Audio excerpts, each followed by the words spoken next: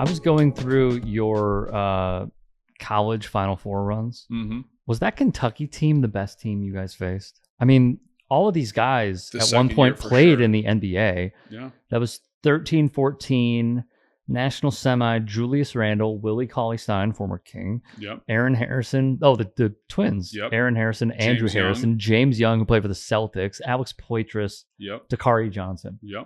Was that the best team you played against? I think the next year's team was the best one.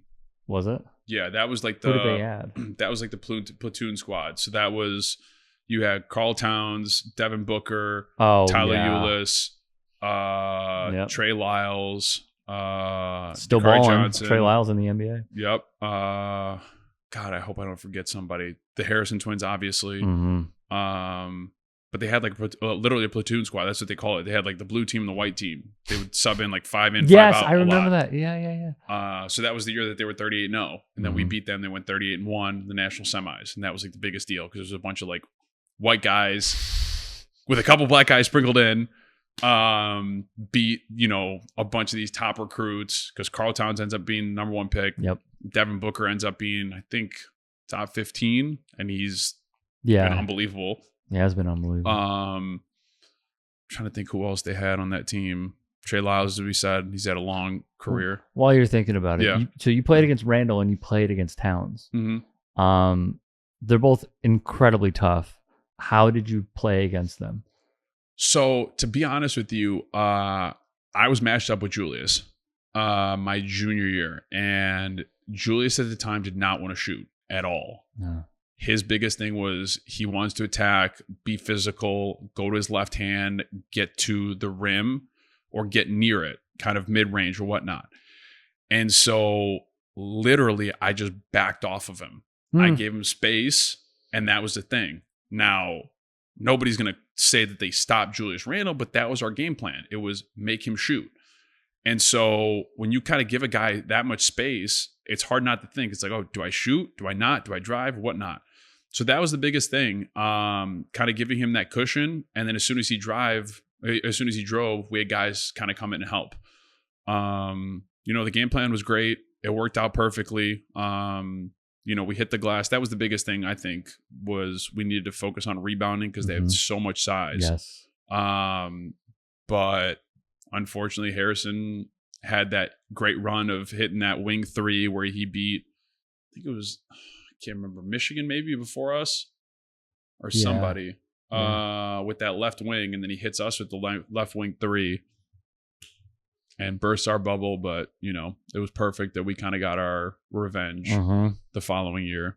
What was that like as a, because let's be real, you are young when you're making those Final Four runs. What was that like as like a youngster in your life, having like such monumental things happen in your basketball career? To be honest with you, it was surreal. It almost seemed normal, just in the sense because we did it my junior year.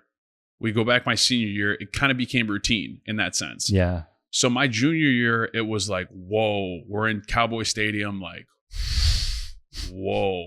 Like huge not built for basketball, no, by the way. Like huge very backdrop. Intimidating. Yeah, huge backdrop. Like you're shooting, you have seats that are, hundreds and hundreds of feet behind you, and it's just like a complete, like it throws off your depth perception.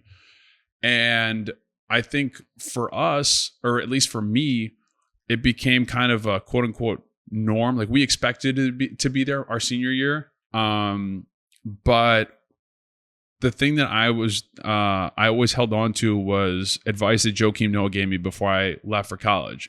He's like, man, when you go, enjoy every minute of it, because I promise you, when it's over, you're going to wish you had a couple more years. I promise you. He goes, whether whether your team sucks, whether you guys are great, whatever it is, you're going to want to hang on to coming from a guy who won a few.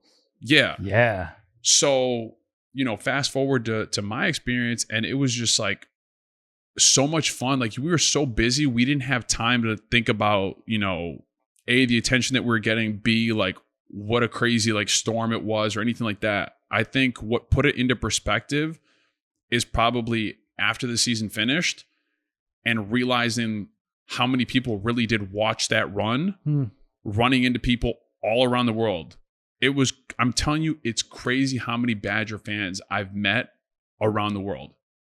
I graduate, I go to London with my cousin, his son, and my dad for 3 days. We go to see an Arsenal game, go to see some soccer, hang out. Yeah. So my cousin is 15 years younger than me. So I think he was maybe 7, 8 years old at the time. And we're walking through Hyde Park and he's on my shoulders. Like we're hanging out, walking around. 2 people walk by. It's like, oh my God, Duye. I'm like, what? And I'm like, excuse me? They're like, yeah, we just watched you in the Final Four. I'm like, you guys went to Wisconsin? You're like, yeah, we were studying abroad here. Like, we loved it. Like, we like risked losing sleep, man. You guys gave us such a hell of a ride. I'm like, what? Yeah, it's wild. I was so confused, so like impressed. But, you know, I really didn't understand the magnitude of like how big of a deal it was to what we were able to accomplish. Because at the time, you know, Wisconsin sports, people really did like back us. That whole state was behind us. You know, Packer season was not going on. The Brewers, I don't think were very good. The Bucks, I don't think were that great. Like it was literally us. And so that magnitude of support and love and everything, like to this day, man, I can't say anything but thank you. Yeah. They're so loyal. Oh, yes. They are so loyal. And they're everywhere. Yes. Badger fans are everywhere. And not just that, but Packer fans too. Yeah, Packer fans It too. drove me nuts being a Bear fan. In Wisconsin? Oh. For sure. It was the type of thing where I was like, I hate you guys, but I love you. Because it's like they're so loyal to the Packers. They think they're the greatest thing on God's green earth. But then at the end of the day, I'm like, I can't hate these people because they support me. You know? Yeah. Quite a conundrum. Exactly. But at the end of the day, it's like, I like the Bears. Do I love them enough to like hate the people who support? No, because I don't have, they haven't produced anything for me to like go crazy over.